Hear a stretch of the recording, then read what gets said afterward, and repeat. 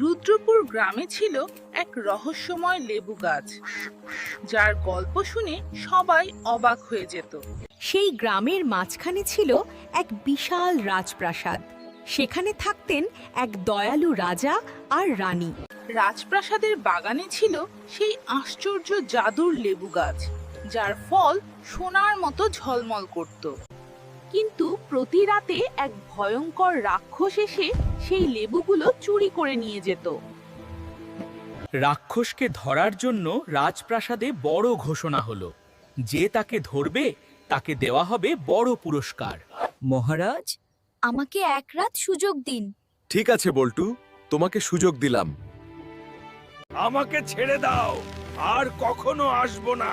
তাহলে প্রতিজ্ঞা করো, আর কখনো লেবু চুরি করবে না। বাহ বল্টু, তুমি বুদ্ধি দিয়ে রাক্ষসকে হারিয়েছো। এই নাও তোমার পুরস্কার। ধন্যবাদ মহারাজ।